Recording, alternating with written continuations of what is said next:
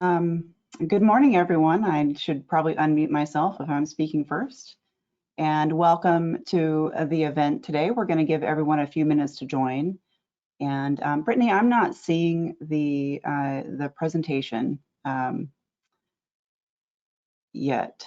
So if you want to, I'm pulling that up right now. Yep. Your presentation to broadcast, that would be fantastic. Thank you so much. All right. So everyone, I want to make you aware of the rules of engagement for today's presentations. There are a lot of you on the line, so you will stay muted throughout the event. We want your full engagement though, so please review the meeting toolbar and prepare to send us questions using the question tab. Our presenters and panelists will be responding to questions in the second half of the event.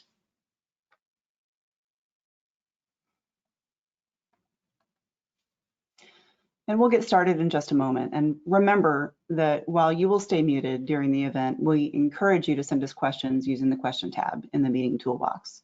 Presenters and panelists will respond to your questions throughout the event. Also, feel free to use the chat function to interact amongst yourselves. That's always a fun part of a virtual meeting, but we will primarily, again, be monitoring the question tab for the Q&A.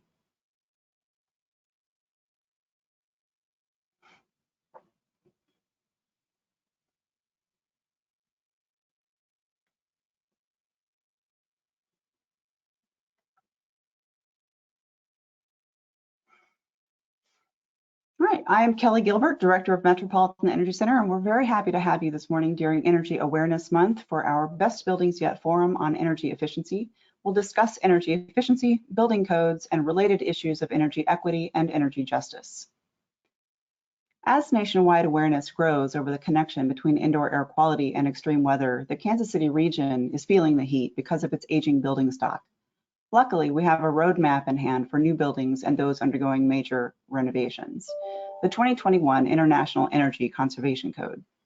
In home rule states, which include both Kansas and Missouri, municipalities can adopt minimum building codes or not at their own discretion. Codes produce energy and money savings in building operations and create more comfortable working and living environments, though of course change has other outcomes as well. We've invited all of our region's policymakers here today because we know that many jurisdictions are considering new code adoptions. So thanks so much to our event co-hosts and partners, the Builders Association and Councilwoman Andrea Bough, representing the 6th District at large from the city of Kansas City, Missouri. Our agenda for this morning has 2 parts. Following brief remarks from our co-hosts, we'll hear from 3 presenters on the topics of building codes and code amendments, innovative financing strategies, and the connection between energy efficiency and occupant health. After a brief Q&A, we'll move into a panel discussion incorporating audience questions. Our presenters and panelists include Councilwoman Andrea Bough, Angela Crawford, Marketing Director at the Builders Association, Mary English, Building Performance Program Manager at Metropolitan Energy Center, Ashley Sadowski, Executive Director of Building Energy Exchange, Kansas City, Ryan Allenbrand, Program Manager of Healthy Homes and Environmental Hygienist at Children's Mercy Hospital, Kansas City, Gabriel Okafor, President of Alpha Energy and Electric, Christopher Perry, Research Manager within the Buildings Program at the American Council for an Energy Efficient Economy, more commonly called the ACEEE, Charlotte Reed, Owner and Managing Member of Hathmore Technologies, a certified trainer and practitioner for the Accurate Radar Network and the Energy Smart Institute. Magali Rojas, using the pronouns she, her, ella, who is Nature Action Crew Leader at Heartland Conservation Alliance. And finally, Tim Ryan, retired certified building official of City of Overland Park, Kansas Building Safety Division, and now the Executive Director of the International Association of Building Officials. For bios of each of our participants, please see the event materials on metroenergy.org. As a reminder, throughout today's presentation, please enter your questions in the question tab. And now I'd like to introduce Councilwoman Andrea Bough to kick us off. Over to you. Thank you, Kelly. It is my honor to be joining you today. As Kelly said, I'm Andrea Bough, the 6th District at-large City Councilwoman for Kansas City, Missouri. Now, for the last several months, I've been working with groups and organizations and individuals on the IECC 2021. Energy conservation is not only important to lessen the impact of climate change, but in reducing utility costs so that housing can be more affordable. For the last several months, I keep deferring to the experts in the room, which there are many here today, saying I am not an expert in this area. But it occurred to me recently that in addressing the issue of climate change, that's for all of us, not just the experts. And it is especially important for policymakers. You know, this year has been very challenging for Kansas City and the country. Our community is facing incredible stress during COVID-19 health crisis and economic crisis as well. And now more than ever, those in leadership need to commit to work together with the public to champion policies that will make our communities and the economy healthier and more resilient so we can thrive.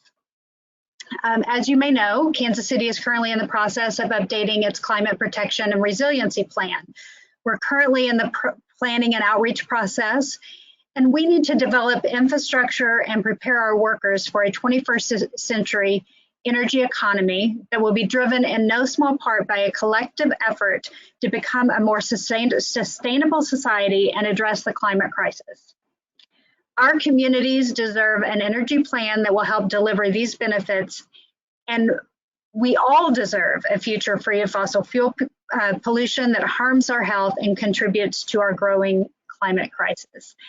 It is my honor to be here, to be part of this conversation, and to have a discussion as I hope Kansas City leads in the IECC 2021 adoption, but we need to have a regional approach to this because we can't forge this path alone, and we need to have a regional approach to addressing this issue. Thank you, Kelly. I'm happy to be a part of this and look forward to the discussion. Thank you for sharing your thoughts, and we couldn't be in more agreement about a regional approach, we do appreciate Kansas City's leadership. Let's hear now from our other co-host, Angela Crawford from the Builders Association. Hi, good morning. Thank you. I'm very glad to be here. I wanted to just give a brief overview of the Builders Association for anyone who may not be familiar with us. We're a nonprofit commercial construction trade association. We serve about 650 plus member companies employing over 25,000 people in the Mid-America region. Founded in 1887, Builders Association has advanced the construction industry by delivering safety, craft and management training, employment, labor and government relations, and construction plans and technology tools.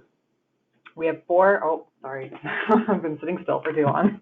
We have 4 service and training centers operating out of Kansas City, Jefferson City, and Springfield, Missouri.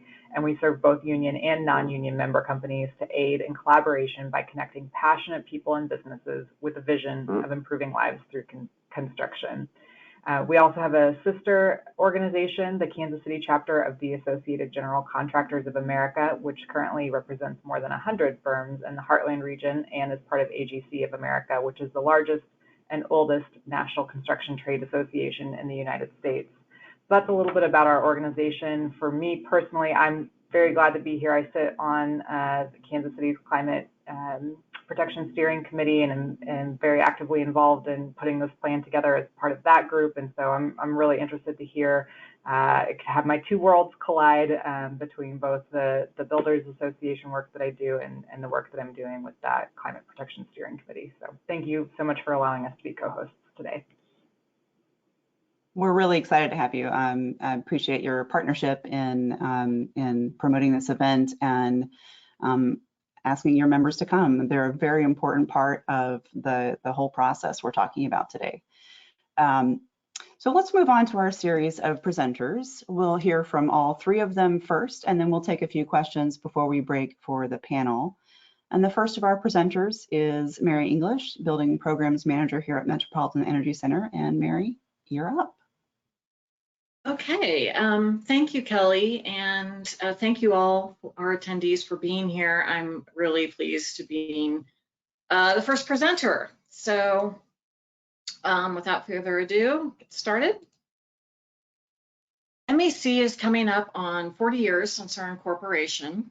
Since then, MEC has worked with thousands of residents, homeowners, businesses, and municipalities to transform energy use in our region in both the transportation and building sector.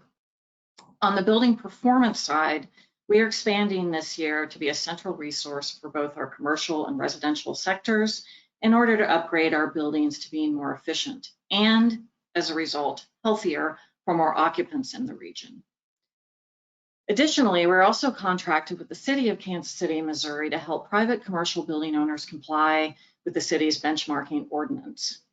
And finally, we're increasing our capacity to help our area municipalities adopt better codes and policies, but then execute those policies by facilitating training and awareness on best practices.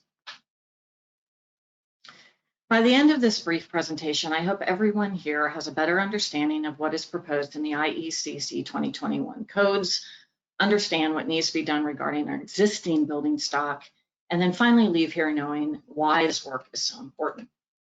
So here we go. Since the establishment of the first International Energy Code, we have seen new iterations every 3 years. As you can see by this graph, after the first release of the 2006, there has been a steep progression in these codes to greater efficiency. This slowed down after 2012. However, these new 2021 codes are attempting to correct the barely moderate improvements realized since 2012. So I want to note before I get started that these are very brief overviews of the changes from 2018 to 2021 code due to time constraints today. We'll be following up on this form with a host of documents used as resources for this presentation. There you'll find more details as needed. So starting with the residential side for our region, climate zones 4 and 5, here are some of the main changes. First, an increase in the thermal values for the building envelope. Most notably, a requirement for continuous insulation across the walls.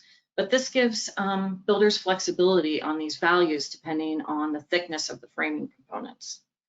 Next, changes in the testing protocol for infiltration and duct leakage. Most notably, duct leakage testing requirements have been tightened. And then finally, there's added flexibility to give builders and the end users a choice in the type of efficient attributes they'd like to incorporate to meet performance path requirements. Moving on to the commercial code changes, the thermal envelope requirements have been made more efficient by broadening the definition of envelope. For example, the exposed edges of the mid-floor slab now by definition are considered part of the above grade walls. Also, testing requirements were modified for some buildings per building type definition. And I also want to mention that the efficiency requirements were added to address lighting, plug loads, building automation systems, and then language was also added for renewables and electric vehicle charging stations in parking garages. Again, we'll include more details in our follow-up materials. I do want to note, though, that the U.S. Department of Energy is required to analyze the code's efficiency gains per the release of IECC and ASHRAE new iterations. On the commercial side, national savings have been estimated at 4.7% over the previous ASHRAE release. I'm also very excited to report that the 2021 codes for residential are 9% more efficient than 2018.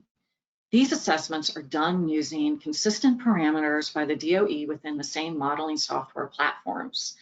Also, notes on this DOE methodology will be included in your packages for the curious or those just in need of some good bedtime reading.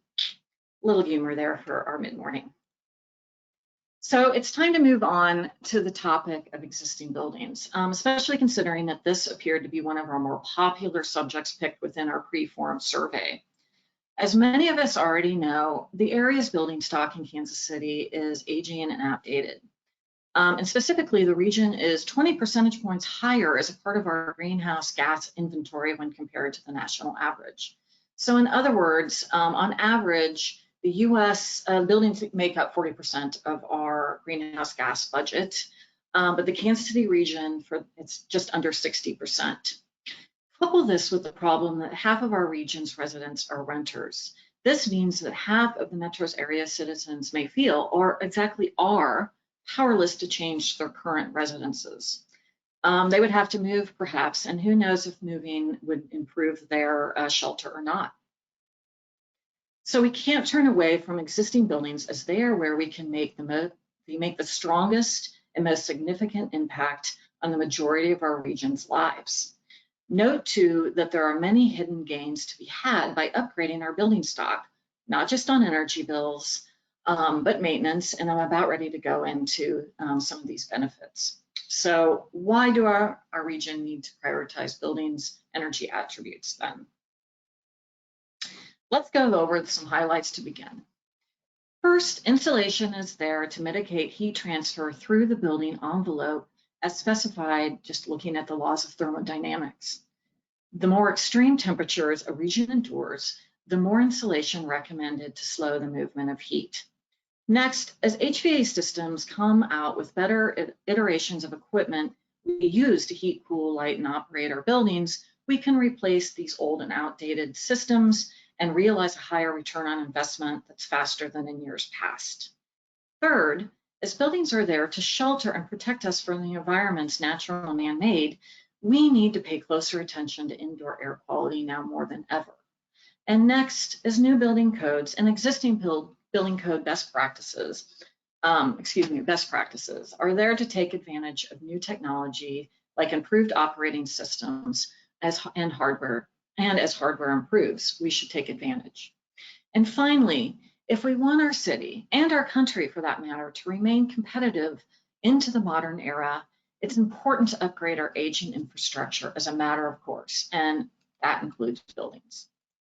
To talk about more of this in light of our building science and best building practices, the codes and these practices are there to mitigate the elements that can make our buildings less durable, comfortable, and less healthy.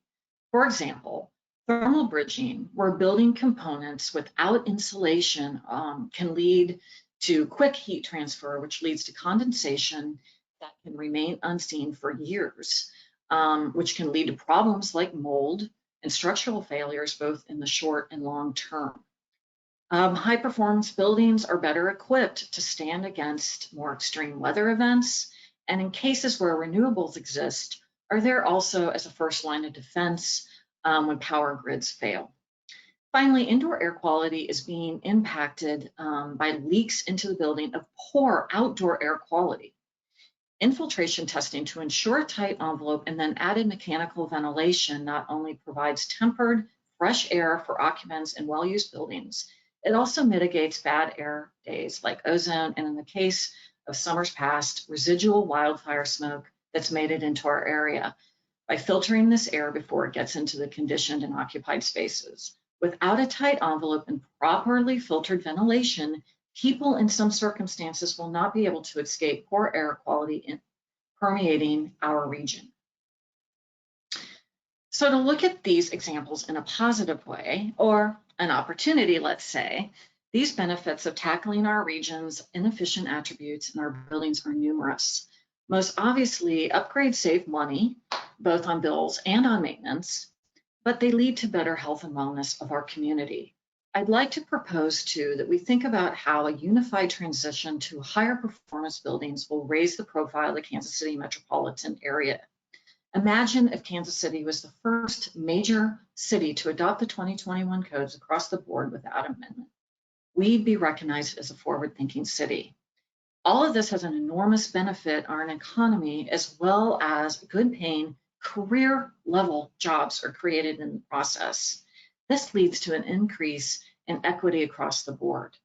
And all of this also means that Kansas City can be seen as having a proactive leadership that prepares for its people rather than just reacting to the next disaster.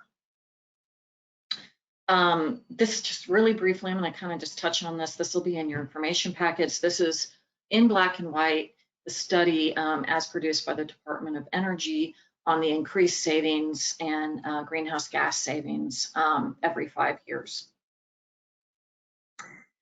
And then finally, I know Ryan's going to touch on this, so I'm just going to say briefly that a study by Johns Hopkins University has shown the multiple billions of dollars health savings benefits that we can realize. So it's not just direct savings, it's also savings on our health bills, on sick leave, on increased productivity, and on things like mold mitigation. That's something that we should pay attention to, as it can save in the billions. And then finally, as some of you know, I'm a huge Royals baseball fan, and it's my birthday. Please let me indulge in this last quote that I'm going to leave you with. The way a team plays as a whole determines its success. You may have the greatest bunch of individual stars in the world, but if they don't play to get well together, the club won't be worth a dime. Thank you to Titan Babe Ruth for that quote. And I will conclude my presentation and pass the baton over to Ashley now. Thank you so much.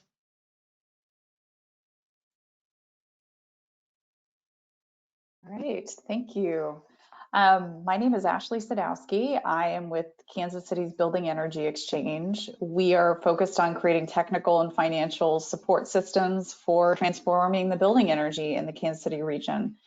You can go to the next slide. So our organization came about in early 2021. We are very new to this stage. We are part of the first major initiative of Kansas City's Regional Climate Action Plan. For those of you that aren't familiar with that plan, that set a regional agenda for reaching net zero across 10 counties in both the Kansas and Missouri side. So going back to that regional approach, that was the effort we were born out of. So working with Climate Action KC and the Mid-America Regional Council as the leaders on that effort, they started our organization. And we are here to promote resources of local and national partners around energy efficiency, including MEC here today as one of our partners. And you can see on the right several of our other partners that we work with, both at the national level and then here locally.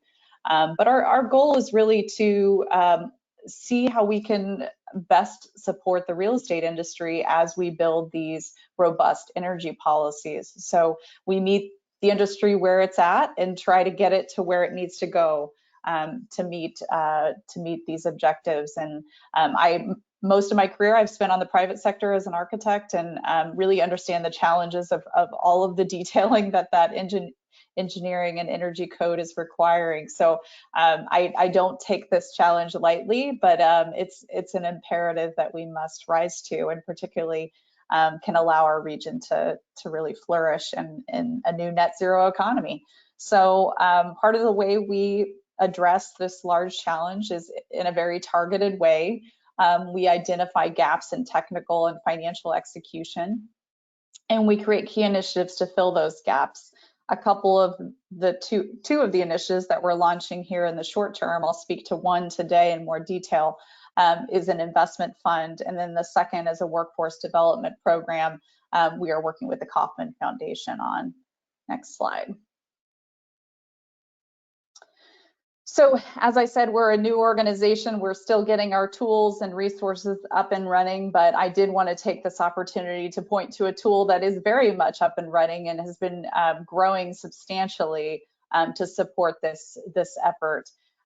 For those of you who are not familiar with PACE financing, commercial PACE financing is available through many states across the country, including Missouri. Unfortunately, it is not available in Kansas, but it is an advantage for those of us in Kansas City, Missouri. It's been growing substantially. You can see the hospitality industry has really started to grow, particularly because of the pandemic. You can go to the next slide. And the reason is that PACE can be used retroactively. It can be used up to 4 years post-construction. So any place along your path to figure out how to finance a new build or retrofitting your energy efficiency measures, you can opt for PACE. It is a great way to cover those costs, particularly when we look at the volatility of the construction market right now. We look at some of the stops and starts that happened with the pandemic. PACE has really interjected and served a role there. I won't go into too much more detail. You can see a couple of the other key pieces to how PACE works, but if you are interested and you want to reach out and learn more, I encourage you to reach out to Travis Wood at the Missouri Energy Initiative. He can provide you with a lot more detail if it feels like the right tool for your project. Next slide.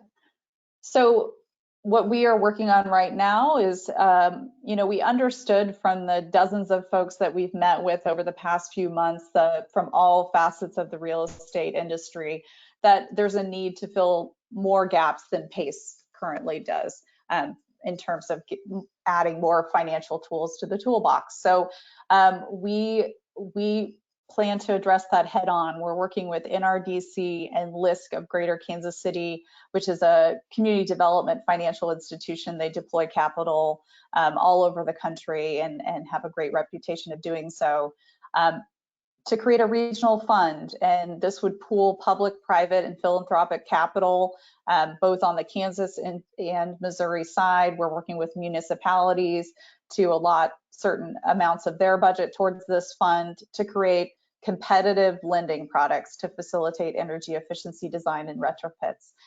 This is where the incentive comes in addition to the policy. So for us, it's important that we create tools that are competitive and are going to meet the market where it's at and allow them to really meet the high performing building criteria that we would like them to be at.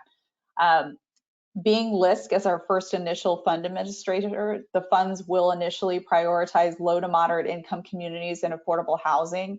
We chose LISC as the first administrator. We know that this is going to involve all sectors of the economy, from commercial office space to institutional space to public buildings. But we really felt like LISC was going to focus initially on creating products that allow low to moderate income communities who have long suffered from the effects of poor energy efficiency, poor indoor air quality, and high utility bills to be the first in line to receive some of the benefits that energy efficiency can bring. As I said, we will eventually scale it and bring on more funding administrators for other sectors of the market and create other lending products that will fit under the umbrella. This isn't a new concept. There's over 21, what is essentially a green bank in 16 states and DC that have been developed over the last 10 years. It's a huge economic development engine. It's brought in over $1 billion with $7 billion of total investment. This is a great way to build more construction activity in our region. Next slide. And with that, I just wanted to give a brief overview. So happy to answer more questions in the question and answer period. Also feel free to shoot me an email at asadowski@mark.org. Happy to take you out to coffee, talk more about this, questions, concerns, or how you might utilize some of the products that we create. Thank you. And with that, I'll pass it over to Ryan. He's going to talk about the Healthy Homes Initiative. Thanks, Ashley. Glad to be here today. Talk a little bit more about our where we live and how we can keep our homes healthy and safe. I'm Ryan with Children's Mercy Hospital, program manager, and our leader for our Healthy Home program, and talk to you about some of those connections with energy efficiency and climate within our homes. Next slide, please. So just a brief overview. We've been doing patient care in healthy homes for about 21 years. Nowadays, a lot of what we're doing is virtual visits. Traditionally, we've done in-person visits. We're moving back into that now as families feel a little bit more comfortable having us in their homes. We also provide feedback in the form of reports and healthy home supplies to families to help them sort of meet some of those needs of behavior change and cleaning their homes a little bit better, but also connecting them with other resources, which we'll talk about. Next slide, please. So here's our small but mighty group. If you want some additional information about other parts of our program, I'm happy to share that. Next slide, please. So we're part of the PACU, which is the Pediatric Environmental Health Specialty Unit of the Midwest region. Our medical director, Dr. Friedman, is our director for the PACU here in Kansas City, but we collaborate with EPA and ATSDR within our region to help address some of those environmental needs for children, whether it's lead poisoning, mold concerns, or chemical exposures, just to name a few. Next slide, please. And we all know too often these days of some of those extreme temperatures or weather events that we're experiencing. The air quality, of course, that's the business that we're in with children's health and how that's affecting children in and out of their homes. But we also know, some of those additional outside influences, whether it's from mosquitoes, from standing water, or food safety, and how that's affecting the entire family. As Mary mentioned, there's significant data that talk about just the stress and the dollars that are spent for families staying home with kids that are sick, and the missed school days and the missed work days. Billions of dollars a year, of those health costs every year, unfortunately. Next slide, please. So we started out working with families, and we still work with families that have asthma and allergy immunology concerns. We've expanded to more complex medical issues, immunocompromised children, cardiovascular diseases, also lead poisoning. Today we're going to talk a little bit more about on the asthma allergy side and what those connections kind of look like, not just in our homes, but outside our homes. And again, a lot of these are interconnected. This is just one example of a study that was put on that talked about some of those connections from inside and outside our homes, around air quality, around those weather events. It was mentioned, I think Mary mentioned about some, wildfires, the particulates that come from western Kansas where they're doing even controlled burns, and those particles are getting into our backyards, and how that can be a negative effect on a lot of the family members that we work with, or maybe even in your own families. Next slide, please. So as part of what we do, we try to also consult of, what can we do, what can families do to help address some of these concerns. In the past, we've actually done the pollen and mold counts for the city, and we're continuing to do that. And we try to provide some additional feedback to families on how they can help their children better understand, or their families understand, what those exposures look like, whether it's from the smoke outside or inside their homes, the pollen, the molds. We provide simple education for families about washing hands before they eat and drink when the children come back home from playing outside or from school. Obviously that helps these days even more so for COVID and other viruses. But even, changing their clothes when they come inside, taking a shower if that's needed, because there can be significant risks for some children that are highly allergic to some of these allergens. And so there's other things, obviously, that we can do as a whole, as a population, as a community, where we're looking at more energy efficient alternatives, using different types of light bulbs, or carpooling, or taking public transportation. There's lots of options. Next slide, please. So this is a continue talk about that article a few slides back, specifically to ragweed, because ragweed is one of those particular allergens that we might find when we do the pollen count. And this breaks down, where methodology all the way through those implications, whether it's for climate, for health. Obviously, again, we're back in the children's health side of things, and what that kind of looks like, and what are some steps that we can take internally in our homes, changing the furnace filter, again, some of those behavior changes with children or families as they walk into the home. Maybe the kids don't go outside and play today because of the high alert level that we're seeing within our city. So there's a variety of different challenges here, but also some solutions that can be made. Next slide, please. So I really like this. This is a nice visual indicator. This is a brief that I pulled from the state of Kansas from a few years back. But what we do with the work at Children's Mercy and Environmental Health, we always like to kind of understand if we can, what that pathway of exposure looks like. And so if we're thinking about climate and other challenges within our climate that we've been talking about, extreme weather, temperatures, some of those effects, those are more of the climate drivers. And then how does that get to us as individuals or to our families? What are those pathways? Whether it's through our water, we talked about, potential vectors, concerns there are air quality outside as well as inside. And then what are those potential outcomes? We know that with kids that have asthma, they're much more susceptible to some of these concerns. Their lungs are still developing, they're breathing faster, they live closer to the ground. So there's much more concerns there. Next slide, please.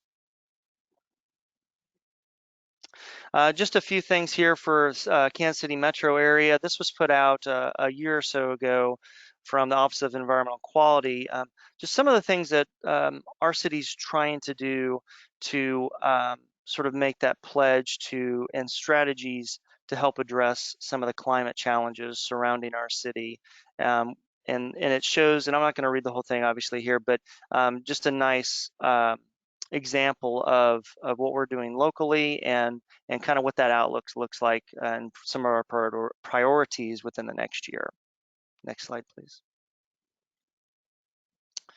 So air quality, again, we have lots of potential sources outside our homes, whether it's ozone levels, raising carbon dioxide levels. I've been at the hospital for about 18 years and in our department for about 14. And I can tell you, measuring carbon dioxide levels from when I began at the hospital doing this job to now, it's increased quite a bit.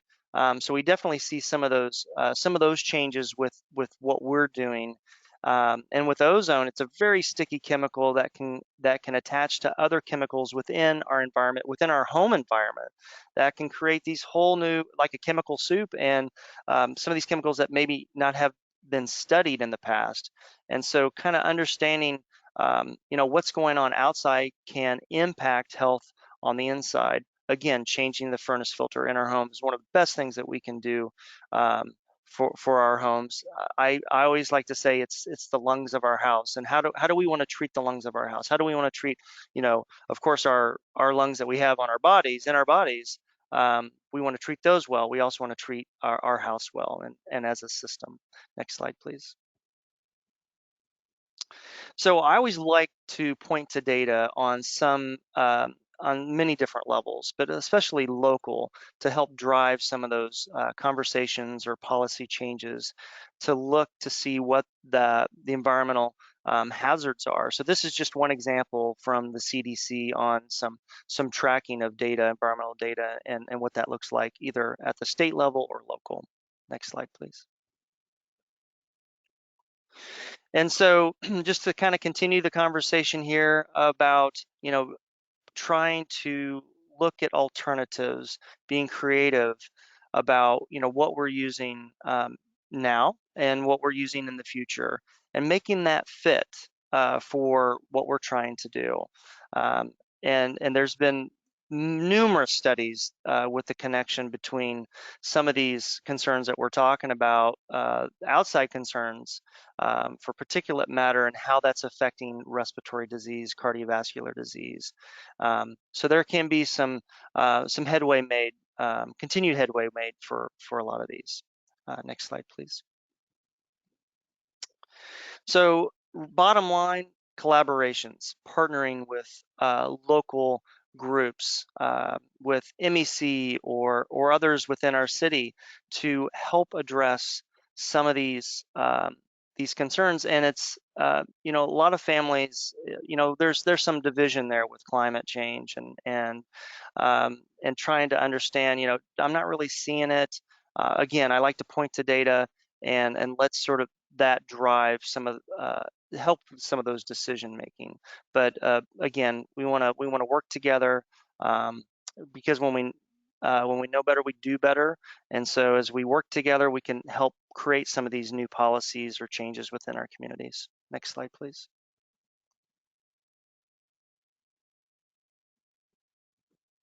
And then just lastly here, one of the things, continued collaboration topics is our one-touch referral system, where we're trying to meet families where they are, meet those basic needs and connect them to resources within our communities to help with different concerns, food insecurities, energy concerns. Maybe their home is really cold or really hot depending on the season. They don't have insurance. So again, just another way to connect them and work with some of our local groups to help them meet their needs, so then they can focus on some other issues with their family's health. Next slide, please. Here's my contact information, and thanks again. And back to you, Kelly, I believe. Yeah, thank you so much, Ryan, and to Mary and Ashley as well. We had just one question at the beginning of your presentations, and now there's so much that I'm not sure we'll be able to touch on them all. We did have a technical question or two come in that we may address here and also with the panelists. If Ashley, if you want to show your webcam again, we'll have a conversation with you guys just briefly. There's also a question that came in for Councilwoman Bough, if you want to jump on quickly, or we can address that during the panel as well later. So the two heavy-hitting questions that came on early on were having to do with the opposite ends of the spectrum as far as the IECC goes, and one was regarding net zero, and the other was regarding the payback on some of the specifically the R60 attic insulation. So let's tackle the question for Councilwoman Bough first. What is Kansas City's position with regard to advanced codes and their impact on achieving affordable housing? That's a very good question, and it's something that we have been talking about. In fact, I had a conversation this morning about that before this forum, is because utility costs are such a high percentage of rent, is how do we incorporate more energy efficiency into affordable and extremely affordable units so that we can reduce the cost of utilities and thus bring down the cost of rent. We recently passed an ordinance that was a set-aside ordinance that anyone that's receiving incentives must set aside 10% of their units at 70% FMI and 10% at 30% FMI. We are currently looking at making some revisions to that ordinance, and one of the things we're talking about is incorporating some energy efficiency into that would be in advance of adoption of the IECC 2021. Obviously, if we adopt IECC 2021, that would help bring utility costs down. But that is something that we are having discussions with right now, because we all know that when we look at rent, utility is a very high cost, and especially people who are rent burdened. So that's something we are discussing, and I think that we are looking to move forward with that hopefully very soon. Great, terrific, thank you. Appreciate you popping on for that, and you can go off camera if you'd like. So the next two questions, I'm going to combine a couple of questions here. What is net zero? How does it happen? And then as a follow-up, how are the utilities, particularly Evergy and Spire, participating in the race to net zero? And this is not directed to anybody in particular, so if any of you wants to tackle that, jump in there. Go for it, Ashley. I can talk to that. So net zero basically means that you're creating, I'll go ahead and say we like carbon negative, which is that it's either net zero or carbon negative, which is that you are creating more energy than you are than you are taking.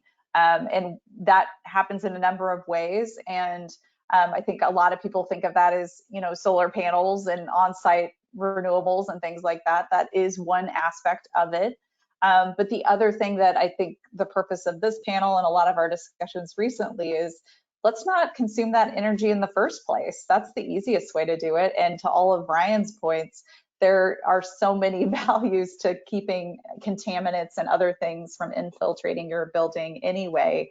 And so I think that there's a lot of opportunity there to use energy efficiency plus renewables, and those renewables can be on-site. They can also be off-site. So speaking about Evergy and Spire, you know, there's an interest to try to pull out of the fossil fuels from Evergy's fuel mix and move into renewables, and so that's a big piece of it. Spire has worked a lot on renewable natural gas as an alternative for those buildings that are already on gas, and we're trying to make those as energy efficient as possible for the time being that they are on gas. So that's kind of a couple ways that we're looking at it. There's also a tremendous amount of energy efficiency rebates and opportunities despite what fuel use you might have in your building or your home. So those are another opportunity for us to couple with some of the financial things I talked about. So that's kind of, you know, adding all those things on top of it, going back to that original question about return on investment. That's where you get it, is you maximize all the tools, and then you start to see that those upfront costs are not quite so burdensome. Okay, this next question is, I think, one that I accidentally shared with everybody on the event. Came in from an email. How is R60 attic installation justified because of the payback calculations, simple payback calculations? And I do want to mention that we have a panelist who's kind of itching to respond to this, so we'll also let him respond later in the presentation. But do you guys have a response quickly? I do. So I just want to just go into the methodology that the Department of Energy uses when they analyze payback. I believe that question was referring to simple payback, and note that the Department of Energy does include those statistics, but they don't use that in their analysis and that end result of being more, 10% more efficient. They use things real world, like assumed energy cost increases, compounded interest, and a number of things when they do efficiency analysis. But I'm itching to answer this because I want everybody to take a step back and look at these code improvements as a whole. We talk about whole building, whole house when we look at energy codes, because they're all supposed to work together. Just looking at it from component to component and piecemealing it negates the benefit of taking the code as a whole and seeing that the systems are working together, kind of like looking at the building as a living organism. I know that may sound problematic, but the building does behave that way. Especially in these older aging buildings that are loose, they're taking in outside air and exhaling the conditioned air out of the top of their envelope. And the codes taken as a whole are meant to address all of that's happening simultaneously within the building. And so instead of just looking at it from an increase from R40 to R60 in the attic, and that specific component only is payback 40 years, so what's the point? Look at it again as how added insulation and air sealing combined with better HVAC systems and mechanical ventilation can create a whole building that leads to better health, comfort, affordability, and durability of the envelope. Great, thank you. We are running out of time for questions for the presenters, but I want to send one over Ryan's way. Ryan, do you do home health assessments in conjunction with home energy assessments? And there's a secondary set of questions regarding presenting to neighborhood associations and community engagement workshops. Sure.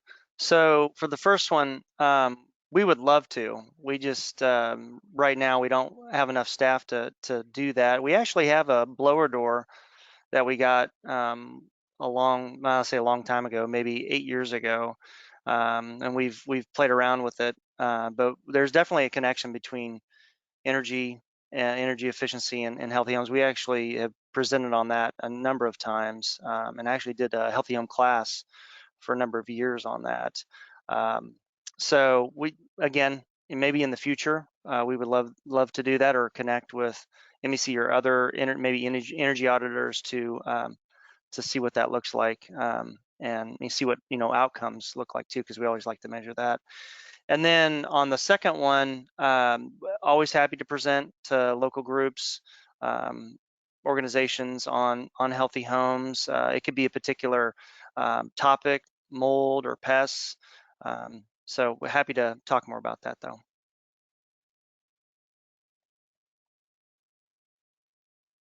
Excellent, thank you. I'm not sure we have any additional softball questions that we can tackle quickly, so I think we're going to go ahead and transition now to the panelists. I want to thank the audience for your engagement and for all the questions, and bring up these, we'll bring these presenters back toward the end of the panel for additional discussion questions. And we want to give everybody a little bit of a break now to grab a beverage or something while we transition to the panel, and we'll be back in just a few moments.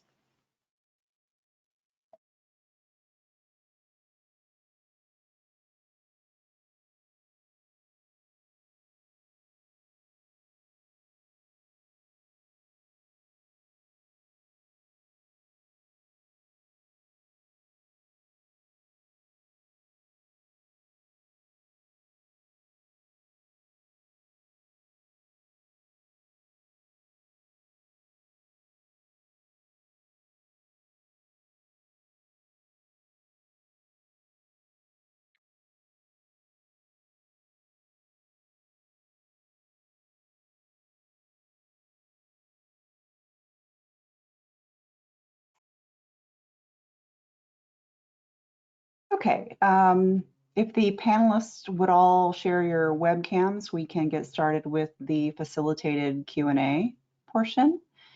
And hope you all have had the opportunity to refresh your coffees, teas, and your healthy smoothies. Let's begin the roundtable discussion with our excellent round of panelists. And moderator, with that, I want to hand it over to Councilwoman Andrea Bough to take it from here. All right, thank you. I'm sorry, Kelly, are we going to do introductions? Yes, if the panelists would please introduce yourselves with a minute or two. Yes, all right. Okay, Tim, do you want to start? Yeah, my name is Tim Ryan. I'm in the building code business and have been for almost 45 years. I spent almost 40 years with the city of Overland Park, Kansas, the last 20 as the codes administrator. I also participate at the national level. I'm heavily involved in the ICC code development process, not just on the energy code, but all the codes. I've served on countless task force committees. I'm a moderator at the code hearings. If you've ever got pulled up the website and watched the code development hearings going on, you've probably seen me. I'm one of the moderators. I'm on their codes and standards committee, as well as their code correlation committee. So I'm heavily involved in that. I do a lot of national and international consulting work on building codes. Most recently, I'm working with Bangladesh on some issues. So heavily involved in the building code process. All right, and next we have Christopher Perry. Appreciate the invitation to speak today. I'm a research manager at the American Council for an Energy Efficient Economy. So we are Washington, DC based nonprofit research organization. I'm in our buildings program, professional engineer. I'm also fairly involved in the building energy codes process, sitting on the IECC committees. And Tim, thank you for moderating in the past. I've been there speaking in favor of proposals. And also involved in ASHRAE 90.1. So excited to be here. Okay, next we have Charlotte Reed.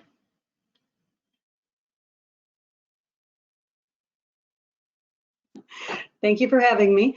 Yes, I'm Charla Reed, and I am the owner of Hathmore Technologies, which is a company that works on software solutions for energy efficiency. I also have the Energy Smart Institute, which is a training organization. I am ICC certified for codes training, ResNet certified for home energy rater training. We focus on energy efficiency training and certification programs.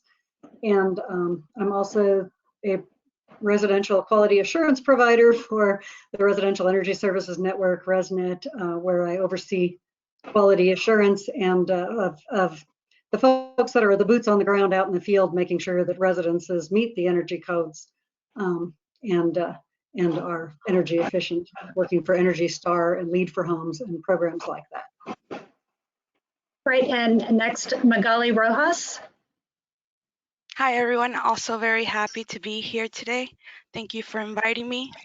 Yes, I work right now at Heartland Conservation Alliance. I've been there for a month, like a month and a half now. I was previously working at El Centro Inc. in the Health Navigation Department. And so I'm very passionate about connecting health and nature to these conversations. I'm also right now a student at KU and studying an environmental justice certification. So I have like different various backgrounds.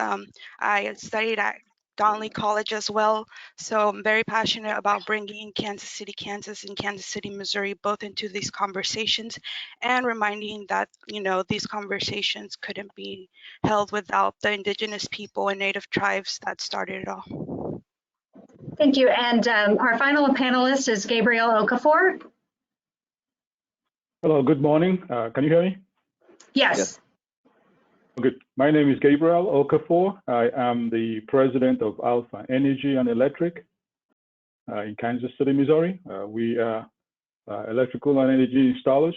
We've been involved in a number of some of the prime properties in Kansas City. I'm also the manager of our own facility here in Kansas City, our office building.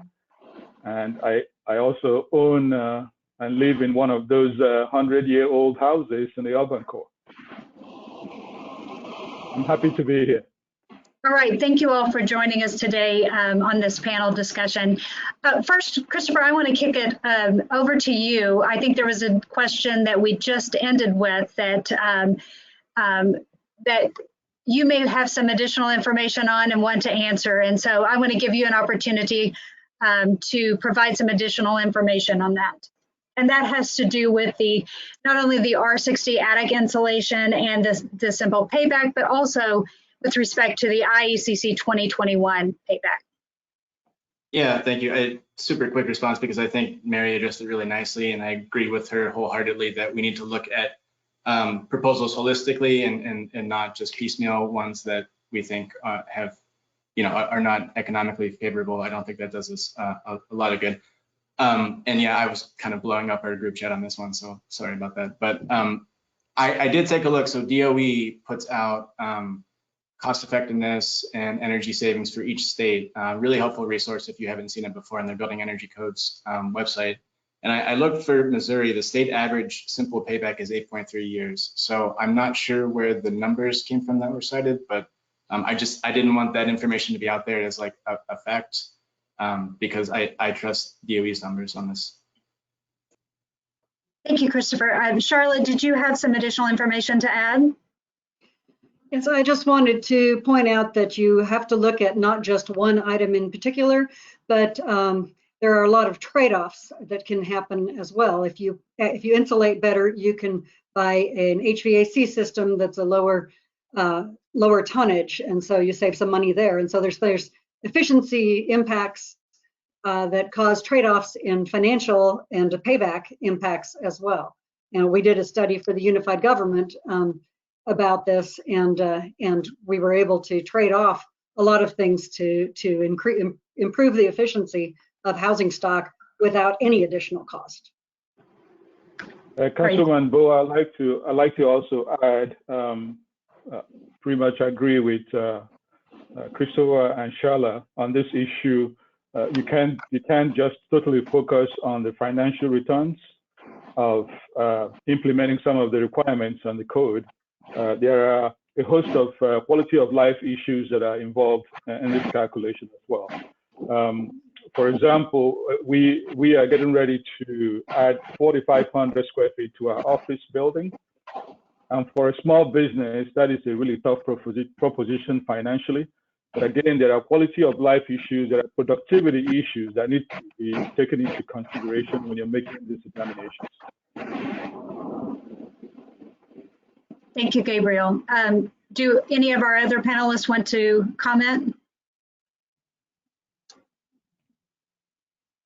No, I just agree that it has to be looked at a holistic point of view because there's so many things that interconnect and we can't forget all those parts that bring it together.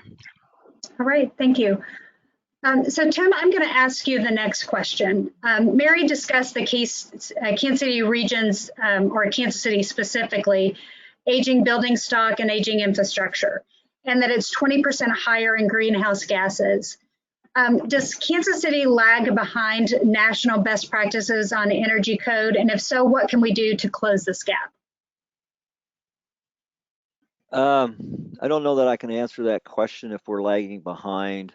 I think sometimes when you talk about the nationwide, you have states like California, Oregon, the West Coast, and the East Coast are way ahead of the curve as far as energy efficiency and the requirements. In fact, state of California, I don't believe even adopts the IECC. They have their own energy code that is I think a little more stringent than what the IECC has.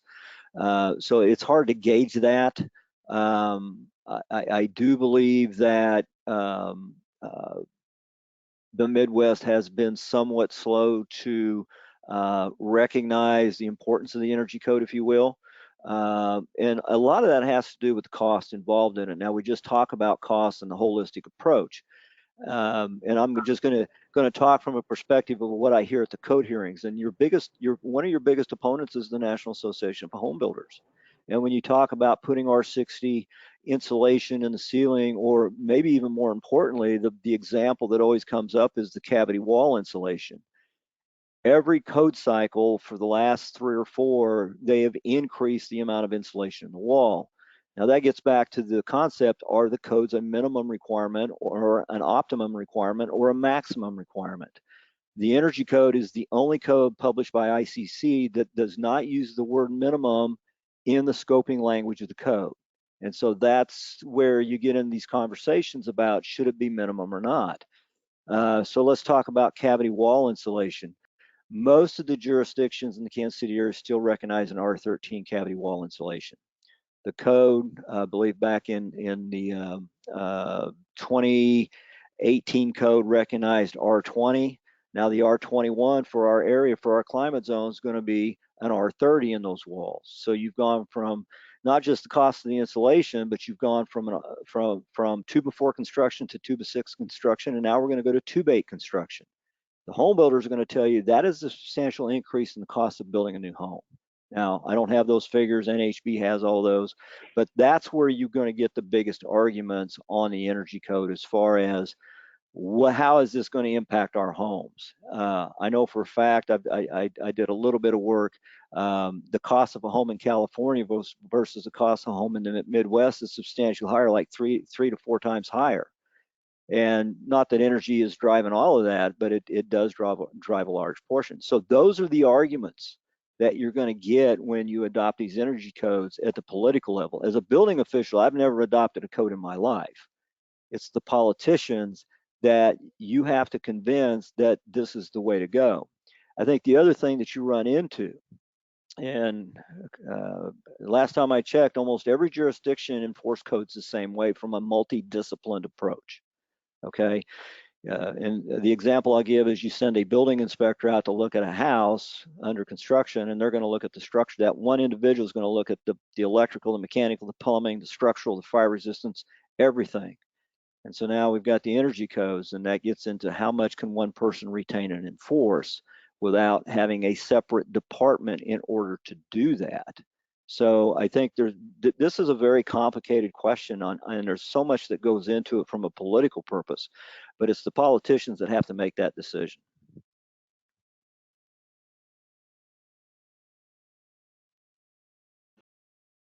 Would anyone else like to comment on either the whether we're lagging behind or some of the comments that Tim said?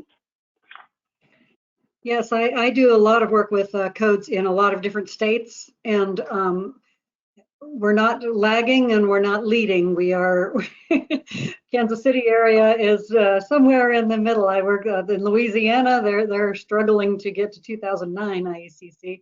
We're at 2018 areas, and so of course California is ahead of us, and so there's codes that are just all over the board, and every jurisdiction has the opportunity to enforce their codes the way they want them. The IECC is not the law. The local jurisdiction code is the law, and so we can see that Kansas City, actually, our region has been the leader in some areas. It was the first. Kansas was the first state to adopt an energy index and move forward into more performance path of the energy codes of any of the states. And so it's sort of, we are in Missouri, we are the show me state, but once we figure out that this is a good thing to do, we go whole hog. And so we are leading in some areas and lagging in others, but we're not far behind. We're not at the end of the tail here. I'll jump in real quickly. One of the things that my organization ACEEE is known for, loved or hated depending on where you fall on it, is ranking cities and states. And Kansas City is ranked number 25 out of 100 cities. So that's not bad. That's not bad. Yeah, Kansas City is doing pretty well. That said, I think that there is definitely room for improvement with building energy codes, and Tim talked a lot about what that process is like, and he's absolutely right. There's a lot of debate, and a lot of it gets very technical, and it's helpful to be prepared. One thing that I would plug that to me, 2021 IECC is a great thing, a great code to strive for. I think it's a lot of great improvements. It's been shown to be cost effective, and I would say adopting it without weakening amendments should be a key priority for Kansas City, and not taking out things like that have traditionally been taken out of the code. And I'm thinking about like commissioning requirements were taken out of the commercial code, additional efficiency package options where you have a table of different options to choose from, those were taken out. And so I understand that there can be arguments about, we don't need this, or this adds complexity, or it's not cost effective in the code, but I think keep leaving those in will make for a much stronger code. One thing that I can, something that Christopher said, if I may, and it's an example where he talked about commissioning, and a lot of the jurisdictions amend that out of the code. Well, and you have to understand they amend it out of the code not because they think it's a bad idea. It's an enforceability issue. It's something that your typical building departments, it's very difficult to enforce that, because as we all know, in order to get a true commissioning report, the building has to be occupied for anywhere from 18 to 24 months. Well, now you got to give them a temporary occupancy permit. Now they've been in the building for 24 months, and now you get a report from the architect saying, well, it doesn't meet the commissioning level. Well, now what do? Well, you're not going to kick them out of the building. They don't have, so there's a lot of things that go into the enforcement that I think a lot of people don't quite realize. It's not as easy as just saying, well, we want this in the code. Is it enforceable? And you don't want to throw your building department on the front lines and they're trying to enforce it, only to have the politician saying, well, okay, don't worry about that one because we can't enforce it. Well, it kind of puts them in a bad place. So those are the things that we do run in from time to time. That's a good point, Tim. So let's talk a little bit about multifamily housing. I had a question earlier about affordable, but upgrading multifamily housing can be tricky, especially in historic buildings. Charlotte, I'm going to ask you this first. What is the best approach to ensure health and comfort of residents when executing much needed energy upgrades, especially with affordable multifamily housing? Okay, thank you very much. Yes, I work mostly in residential, and that includes multifamily housing. And yes, there is the energy efficiency upgrades actually go hand in hand with the health and comfort of the residents. The energy efficiency upgrades create a tighter envelope, which reduces the pollutants from coming in. Much of energy efficiency, many energy efficiency programs require mechanical ventilation, which then helps make sure that the indoor air quality is really good and really healthy. We do have a very large project in the Kansas City area, the largest passive house project in the country.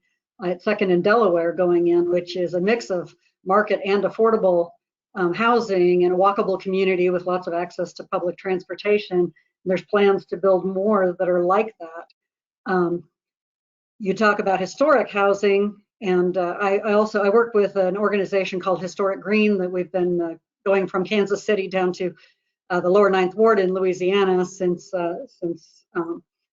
they were wiped out by the hurricane.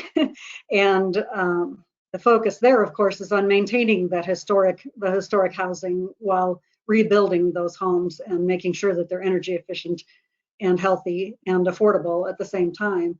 And really, it's not as big of a challenge as one might think, as long as you're thinking about the entire envelope and the entire structure.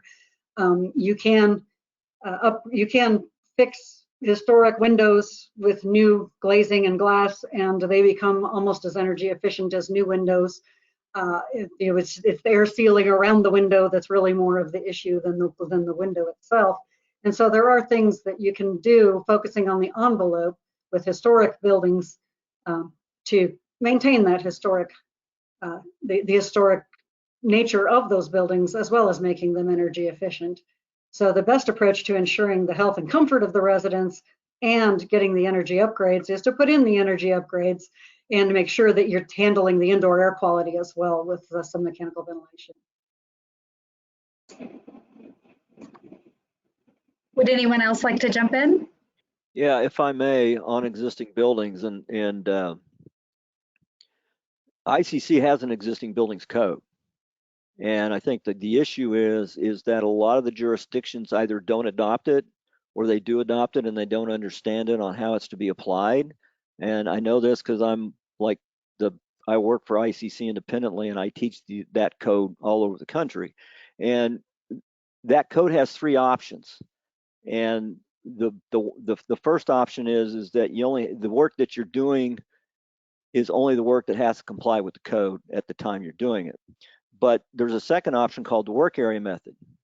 And a lot of people don't use that method because it has triggers to it. So if you do X amount of work, it may trigger you to go to the next step and to do more work to bring it more into compliance with the newer codes than when it was built. And there are provisions that deal with the energy. Now they're very general, but there's enough in there where if the jurisdictions understand how to use it and they adopt it appropriately, every time somebody does an alteration to a building, you can get a little bit of an incremental upgrade on your energy for that area of the work that you're doing. All right, thank you, Tim. So let's move to commercial buildings. And I don't see Gabriel. Are you still here with us? I don't see your face, but I will ask this of you first, Gabriel, if you're here. And if not, maybe I'll throw it to Christopher. Which upgrades to existing buildings provide the most cost-efficient and energy-efficient impact in the long term? Oh, there's Gabriel. Okay. Yeah, I could see myself, but I didn't know you couldn't see me. I'm sorry about that. I think one of the connections I have to this conversation is as the president of Alpha Energy and Electric. And we are currently installing all the building management systems on behalf of Siemens on our new KCI single terminal project. It's a very intense and complex installation, but there is a strong focus on doing that because of the importance of indoor air quality for the new facility. So we do that. And for our own building, one of the reasons why we made a decision to improve our building, because we are retooling all aspects of our systems in the building. We're replacing all of our lighting systems to LED lighting. We're demolishing all of our existing mechanical system and installing new high efficiency mechanical systems in the building. And that's all designed to improve the indoor air quality, the quality of life of our employees and the health of our employees, and increase productivity within our group here. So yeah, we see intense value in the work that we are doing here, in spite of the difficulty and challenges financially of making it happen. Thank you, Gabriel. Christopher, Tim, Charla, Magali, do you have anything to add? Gabriel answered it nicely. The low-hanging fruit to me has always been LED lighting. You know, that seems like if you're going to start somewhere, start with that. You know, beyond that, it's sort of what does the building need? I think, you know, like Gabriel was talking about, smart building controls, that building energy management system is a great place to start to reduce energy consumption, you know, instead of wasting it when you don't need to be using it. And then upgrading equipment to high efficiency, you know, HVAC, water heating, what have you, when you're nearing the end of life. You know, I think that those can all have great paybacks in the long term. But, you know, I think at some point we'll probably talk about expanding to look beyond just, you know, dollar savings and look at some of the other benefits, carbon and health, resilience, and right. things like that. Yeah, when I think, when I think about this, with my background, I think more like, you know, the shift also from energy, it's what we're focusing on today, but then there's other aspects as well, like the multi-hazards that we have here in Kansas City, like the risk of having an earthquake is actually something that's possible because of the new Madrid fault. And, you know, what other things that we can mitigate as well when thinking about these building codes. So just also bringing those components into what we can do to make our building stronger in other areas. Thank you for that, Magali. You know, in talking about utilities, as I mentioned before, for some, utilities can be a huge part of a rent, but some think that because we're in the Midwest, utilities are cheaper than, you know, other places in the country. You know, Tim was talking about the cost of the coast compared to Kansas City. So Christopher, I'll start with you. How do we justify building upgrades? And I think you talked about this a little bit earlier. How do we talk about or justify these upgrades when, you know, things are cheaper in the Midwest? Yeah, I will just keep going down the path that I had started before, but I think that we really have to evolve beyond the whole just dollar per kilowatt hour or dollar per therm idea as a way to judge these projects, and, you know, look at whatever you want to call them, externalities, non-energy benefits. People have different names for them, but you know, that's health, resilience, social cost of carbon. A grid impact is huge and will become even more huge as we see more renewables enter the grid. So, you know, in my ideal world, the way that this would go is that the federal government can give some guidelines. They can say this is a range of, you know, how we think energy efficiency impacts resilience. And then, you know, at a state or a local level, you know, maybe Kansas City could say, well, we think, you know, because of, you know, the prevalence of earthquakes, it's worth this for us. And then that value can be factored into building code updates, incentive programs, you know, different energy efficiency, traditional energy efficiency programs updated with the new metrics.